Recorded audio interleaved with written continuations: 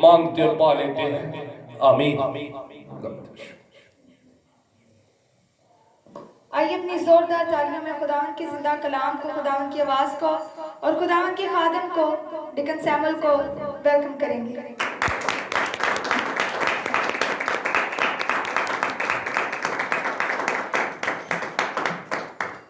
مسیح یسوع کے جلالی بابرکت نام میں آپ سب کو سلام۔ آپ سب خوش ہیں؟ آپ سب خداوند کی زندہ آواز سننے کے لیے تیار ہیں؟ تو آپ سب بیٹھ جائیں۔ پہلے ہم خداوند سے مدد مانگیں گے کہ جب ہم اس کے کلام کو سنیں تو خداوند ہماری رہنمائی کرے کہ آج کے کلام کو ہم سمجھیں اور خداوند کے راہوں پر چلنے والے بن سکیں۔ خداوند خدا آپ کے حضور میں فریاد، التجا اور مناجات کرتا ہوں کہ آج جب میں آپ کے کلام مقدس کو بیان کروں تو میری رہنمائی کرنا، میری مدد کرنا، تاکہ آج کے کلام کو جب میں بیان کروں تو آپ کا کلام جو ہمیں آزادی بخشتا ہے، آج کے کلام کے وسیلہ سے ہم آزادی کو حاصل کریں۔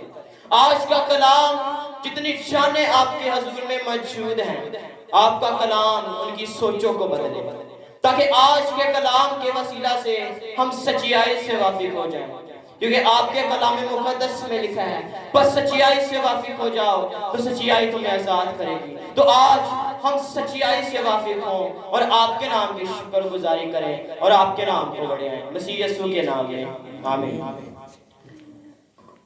آج ہم خداوند کے کلام مقدس میں سے جس موضوع پر بات کریں گے، جس ٹاپک پر آج ہم بات کریں گے، وہ بہت ہی اہم ٹاپک ہے جس پر آج ہم بات کرنے کو ہیں۔ آج ہم سیکھیں گے کہ کیا یسوع المسیح نے قبر میں منادی کی؟ کیا خداوند یسوع المسیح نے قبر میں منادی کی؟ Did Jesus preach in the grave؟ تو آج ہم خداوند کے کلام مقدس میں سے اس بات کو دیکھیں گے، اس کی تفصیل کو دیکھیں گے اور سمجھیں گے کہ کچھ لوگ کہتے ہیں کہ یسوع المسیح نے 3 دن قبر میں منادی کی۔ تو ہم اس بات کو کلیئر کریں گے کہ خداوند کا کلام ہمیں کیا بتاتا ہے کہ یسوع المسیح نے منادی 3 دن کی ہے کہ نہیں۔ تو میرے ساتھ نکالیے پہلا پطرس اس کا 3 باب اس کی 18 سے 20 آیات ہے۔ پہلا پطرس اس کا 3 باب اور ہم اس کی 18 سے 20 آیات تک دیکھیں گے۔ لکھا ہے اس لیے کہ مسیح نے بھی یعنی راست باز نے ناراستوں کے لیے گناہوں کے باعث ایک بار دکھ اٹھایا تاکہ ہم کو خدا کے پاس پہنچائے۔ وہ جسم کے اعتبار سے تو مارا گیا لیکن روح کے اعتبار سے زندہ کیا گیا۔ اسی میں اس نے جا کر ان قیدی روحوں میں منادی کی جو اس اگلے زمانہ میں نافرمان تھی، جب خدا نوح کے وقت میں تحمل کر کے ٹھہرا رہا تھا اور وہ کشتی تیار ہو رہی تھی جس پر سوار ہو کر تھوڑے سے آدمی یعنی 8 جنے پانی کے وسیلہ سے بچے۔ خداوند کے کلام مقدس کا پڑھا جانا، سنا جانا ہم سبوں کے لیے باعث برکت ہو۔ خداوند کا شکر، آمین۔ تو ہم خداوند کے کلام مقدس میں سے آج step by step, verse by verse سمجھیں گے کہ کیا یسوع المسیح نے 3 دن قبر میں منادی کی۔ تو ہم نے پڑھا کہ اس لیے مسیح نے بھی ناراستوں کے لیے راست باز نے دکھ اٹھایا۔ راست باز نے دکھ اٹھایا کن کے لیے؟ ناراستوں کے لیے، گناہگاروں کے لیے۔ کیوں اٹھایا؟ سب سے پہلے میں آپ کو بتانا چاہتا ہوں کہ جو راست بازی ہے وہ ڈیمانڈ کرتی ہے سزا کو، یعنی جہاں راست بازی ہوگی، جہاں انصاف ہوگا، جہاں صداقت ہوگی، وہاں پہ سزا ڈیمانڈ کی جائے گی، لیکن جہاں پر مہربانی ہوگی وہاں پہ معافی کی ڈیمانڈ کی جائے گی۔ تو جہاں کہیں راست بازی ہے وہاں ڈیمانڈ کی جاتی ہے سزا۔ تو یسوع المسیح نے یعنی راست باز نے دکھ اٹھایا ناراستوں کے لیے۔ کیوں دکھ اٹھایا؟ اگر ہم اس آیات کے اکارڈنگ چلیں تو یسوع المسیح نے دکھ اٹھایا تاکہ ہمیں باپ کے پاس پہنچائے. اس آیات میں ہم نے پڑھا ہے اس نے دکھ اٹھایا تاکہ ہم کو خدا کے پاس پہنچائے, باپ کے پاس پہنچائے. کتنی بار اس نے دکھ اٹھایا؟ ایک بار اس نے دکھ اٹھایا تاکہ راست باز نہ راستوں کو خدا باپ کے پاس پہنچائے. یہاں کہیں آپ کو نظر آ رہا ہے کہ یسوع المسیح قبر میں منادی کر رہے ہیں؟ نہیں. بائبل مقدس میں بتایا جا رہا ہے کہ راست باز نے دکھ اٹھایا نہ راستوں کے لیے. کس اعتبار سے؟ تو اس کی اگلی آیات میں ہمیں اس کا جواب ملتا ہے, وہ جسم کے اعتبار سے تو مارا گیا لیکن روح کے اعتبار سے زندہ کیا گیا.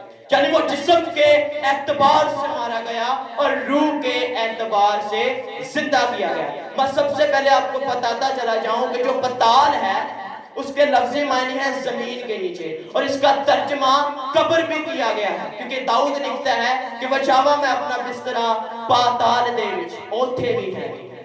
تو جو پتال ہے اس کا ترجمہ قبر بھی کیا گیا ہے. تو خداوند کے کلام مقدس میں لکھا ہے کہ وہ جسم کے اعتبار سے مارا گیا لیکن روح کے اعتبار سے زندہ کیا گیا. اب بات یہ ہے کہ اس نے منادی قبر کی, تو اس کی اگلی آیات میں ہمیں اس کا جواب ملتا ہے اسی میں, ہاللیلویا, اسی میں یعنی روح میں اس نے جا کر ان قیدی روحوں میں منادی کی. یسوع المسیح نے جس روح نے اسے زندہ کیا اسی روح نے جا کر ان قیدی روحوں میں منادی کی. اسی میں یعنی اسی روح نے جنہیں یسوع المسیح کو جس نے زندہ کیا اس نے جا کر قیدی روحوں میں منادی کی. اب سوال یہ اٹھتا ہے, چلے روح کے اندر انہوں نے منادی کی لیکن کس وقت قیدی روحوں میں منادی ہوئی؟ تو ہمیں اس کا جواب بھی اس کی اگلی آیات میں ملتا ہے, اگلے زمانے میں. لکھا ہے کہ اگلے زمانے میں, یعنی قیدی روحوں میں منادی ہوئی لیکن کب ہوئی؟ اگلے زمانے میں. اگلے زمانے میں منادی ہوئی, اور وہ زمانہ کون سا تھا؟ خداوند کے کلام مقدس میں لکھا ہے کہ وہ زمانہ نوح کا تھا جب کشتی تیار ہو رہی تھی. تو ہم نے دیکھا کہ وہ جسم کے اعتبار سے مارا گیا, روح کے اعتبار سے زندہ کیا گیا. اسی میں اس نے جا کر ان قیدی روحوں میں منادی کی. کب کی؟ اگلے زمانے میں. اور وہ زمانہ کون سا تھا؟ نوح کا زمانہ تھا. تو اگر ہم اس کی اور زیادہ تفصیل میں جائیں, جو نوح کا زمانہ تھا, جب نوح کشتی تیار کر رہا تھا, نوح کو کشتی بنانے میں 120 سال لگا, اور اس کا ہر ایک ہتھوڑا جو وہ لگاتا تھا یہ ظاہر کرتا تھا, یہ منادی کرتا تھا کہ طوفان آنے والا ہے. تو یسوع المسیح نے منادی کی, قیدی روحوں میں جا کر کی. لیکن بائبل مقدس میں لکھا ہے کہ بائبل مقدس میں کہیں نہیں لکھا کہ اس نے 3 دن منادی کی. ٹھیک ہے, بائبل مقدس میں نہیں لکھا کہ اس نے 3 دن منادی کی ہے, بلکہ اس نے نوح کے زمانہ میں جا کر 120 سال بنانے میں لگے. اس کا مطلب یہ کہ 120 سال منادی ہوئی.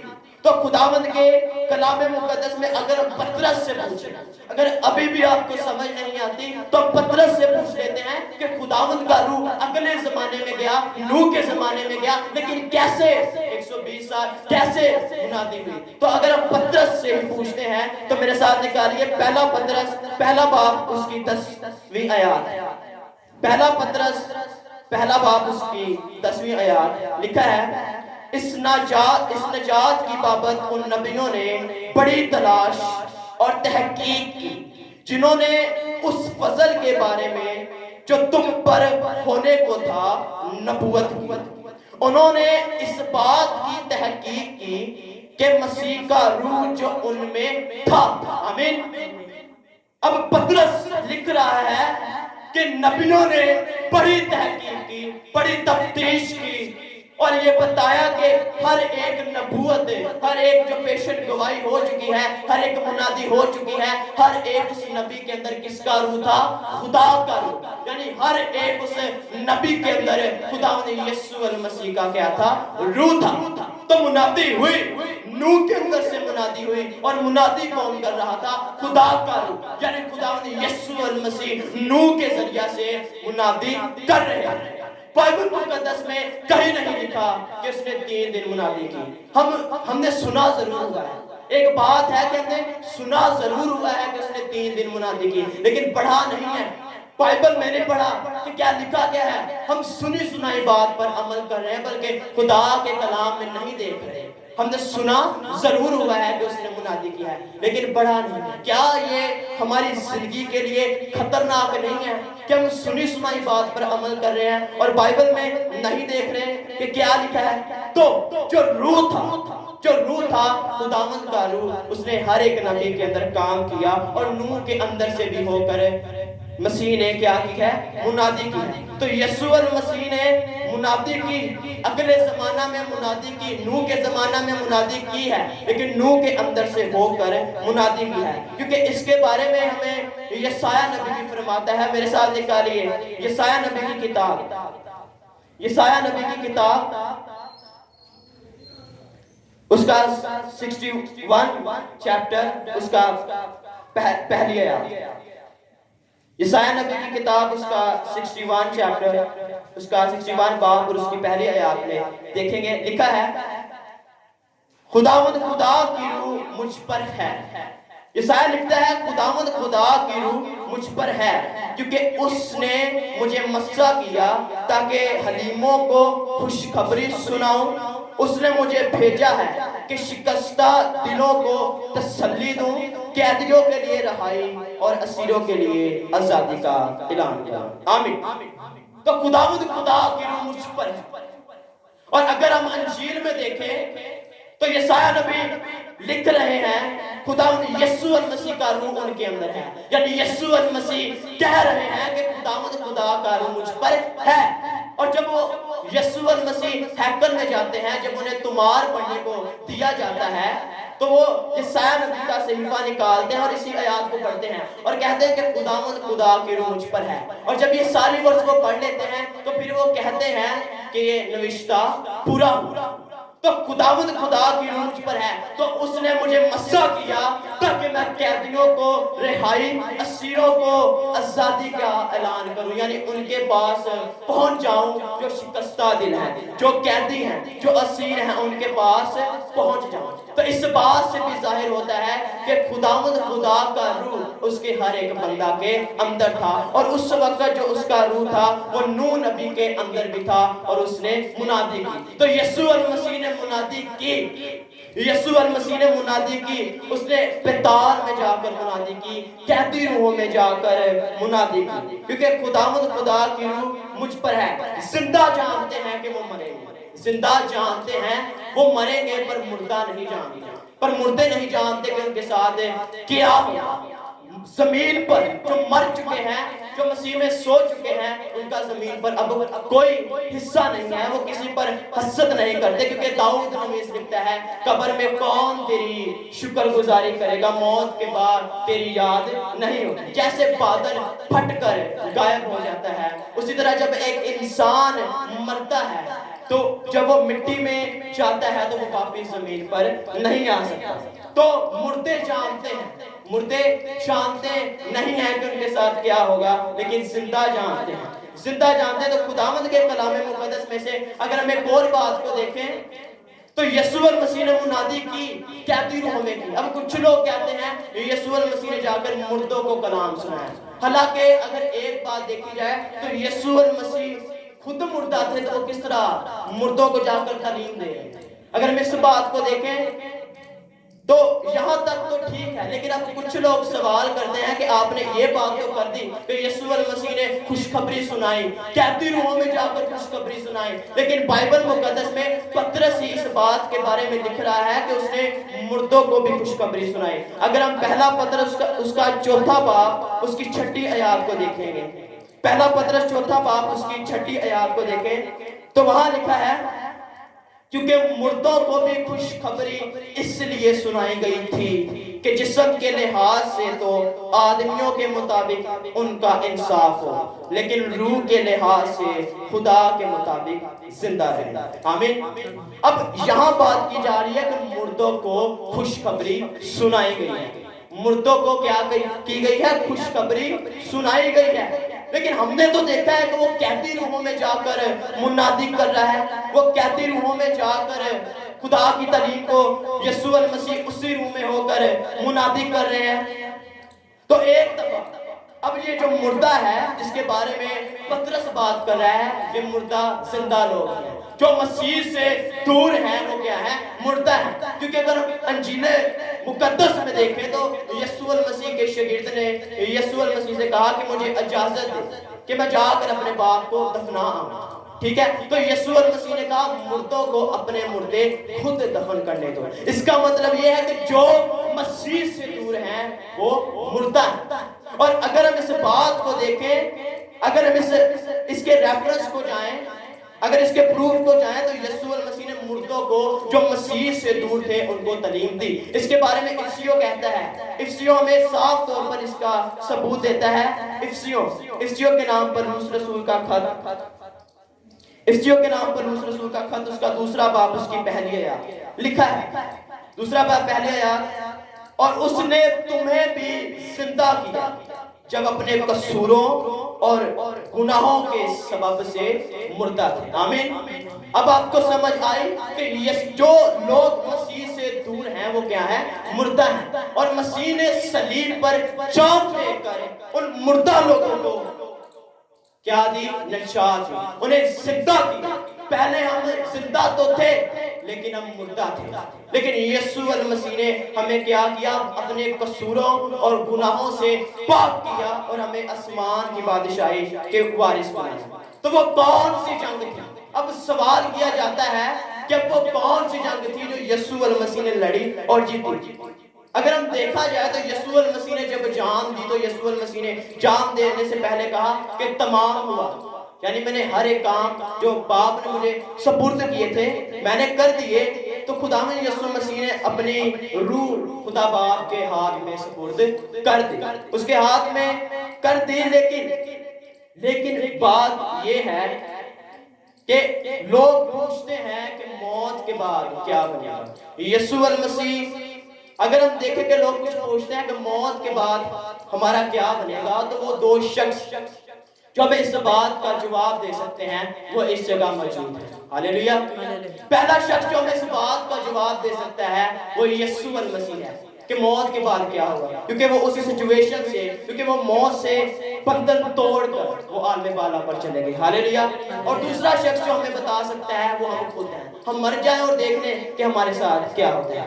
وہی سوال پر آتے ہیں کہ وہ کون سی جنگ تھی جو یسوع مسیح نے لڑی اور جیتی تھی؟ جب یسوع المسیح نے آخری الفاظ بیان کیے، تو جب یسوع المسیح نے تمام سب کچھ کر دیا تو کچھ لوگ ایسے بھی تھے جو زندہ ہو گئے تھے۔ جب یسوع المسیح نے جان دی تو زندہ ہو گئے تھے۔ اگر ہم اس پس منظر کو دیکھتے ہیں تو میرے ساتھ نکالیے متی رسول کی انجیل، متی رسول کی انجیل، اس کا 27 باب اور اس کی 51 52 53 آیات پر دیکھیں گے۔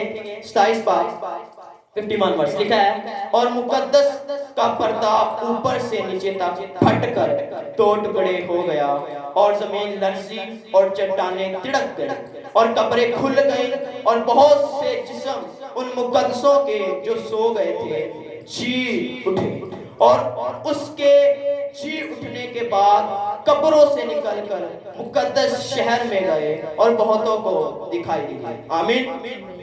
تو یسوع المسیح جب مرے مقدس کا پردہ اوپر سے نیچے تک پھٹ گیا۔ اب مقدس کا پردہ نیچے سے اوپر تک کیوں نہیں پھٹا؟ سوال ہے کہ نیچے سے اوپر تک کیوں نہیں پھٹا؟ اگر نیچے سے اوپر کو پھٹتا تو لگنا تھا کہ کوئی زمین پر کوئی زور آور شخص ہے جس نے نیچے سے اوپر کو پھاڑا ہے، لیکن جس نے اسے پھاڑا وہ آسمان کا ہے۔ خدا نے اس کو پھاڑا، زمین لرزی، چٹانیں تڑک گئی، یعنی سب کچھ تمام ہو گیا، سب کچھ ختم ہو گیا۔ جو یسوع المسیح نے کام کہے وہ پورے ہو گئے۔ اور جب یہ جان انہوں نے تھی تو جو بہت سارے نہیں، بہت سے جو مردے تھے وہ جی اٹھے، بہت سے جو مردے تھے جو جی اٹھے۔ تو ایسا لگتا ہے کہ سوال یہ ہے کہ جب وہ لوگ مقدس لوگ جی اٹھے تو وہ باہر کب آئے؟ جب یسوع المسیح۔ اس کا جواب یہ ہے کہ جب یسوع المسیح جی اٹھے तब वो लोग जो जी उठे थे कब्रों में से बाहर आए, क्योंकि वो जी उठने वालों में से क्या है, पहलोठा है। क्योंकि वो जी उठने वालों में से पहलोठा है, तो जब यीशु अल मसीह उठे तो वो लोग भी जो कब्रों में थे, जो जी उठे थे, बाहर आए। तो ये इस हवाले को, इस पस मंजर को बताने का मकसद ही ये था कि जो लोग दूर थे मसीह से, जो गुनाहों में भी थे, उनको भी खुदा ने यीशु मसीह ने उठा जगाया। तो अगर हम अपने वापस आते हैं तो टॉपिक ये था कि क्या यीशु मसीह ने कब्र में मुनादी की? उन्होंने मुनादी की, कब्र में मुनादी की, कहती रूहों में मुनादी की, यानी रूह में उसने मुनादी की है। कौन से जमाने में की है? अगले जमाने में की है। अगला जमाना कौन सा था? नूह का जमाना था। नूह के जमाने में मुनादी हुई, और जब मुनादी हुई तो लोग जो थे, जो रूहें थी, जो कैदी रूहें थी, उन्होंने नजात को हासिल किया। अब नजात को उन्होंने कैसे हासिल किया? तो मेरे साथ निकालिए इफिसियों 4 बाब उसकी 8 आयत। इफिसियों 4 बाब उसकी 8 आयत। इसके बारे में हमें जवाब मिलता है कि जब कैदी रूहों में मुनादी हुई तो क्या उन्होंने नजात को हासिल किया? यीशु मसीह ने कब्र में मुनादी की तो क्या उनकी मुनादी करने में कोई फायदा उनको हुआ? तो लिखा है इफिसियों 4 बाब 8 आयत, जब वो आलमे बाला पर चढ़ा तो कैदियों को साथ ले गया और आदमियों को इनाम दिए। आमीन। तो जब वो आलमे बाला पर चढ़ा तो अपने साथ कैदियों को ले गए। यीशु अल मसीह ने कोई ऐसी काम बाकी नहीं रह गया था जो उन्होंने पूरा करना था, क्योंकि उन्होंने कहा तमाम हुआ। तो मुनादी करना कोई बाकी रह गई, क्योंकि खुदावंद के कलाम मुकद्दस में अगर हम देखें तो नए अहदनामे में 360 जो हवाले हैं वो पुराने अहदनामे के हैं। और ये हवाला जो मैंने अभी पढ़ा है, बताया है, इफिसियों 4 बाब 8 आयत का, ये हवाला आप ज़बूर 68 उसकी 18 आयत में देख सकते हैं। वहां भी सिर्फ यही बात लिखी है कि वो आलमे बाला पर चढ़ा, वो आलमे बाला पर चढ़ा और कैदियों को अपने साथ ले गया। ये बिल्कुल ऐसे ही है जैसे यशवा और कालिब जब कनान की जासूसी करने गए तो वापसी में अपने साथ अंगूरों के बड़े बड़े गुच्छे ले आए और वहां जाकर कहा कि वहां तो बड़े लजीजदार खाने हैं, फल हैं। तो इसी तरह खुदा भी अपने साथ, जब उन्होंने कब्र में मुनादी की, अपने साथ उन कैदियों को ले गए और बाप को जाकर कहा, बाप को ये बताया कि ये मेरी मेहनत का नतीजा है। उन लोगों को इनाम दिए, उन लोगों को गिफ्ट्स दिए। तो यीशु अल मसीह ने क्या की?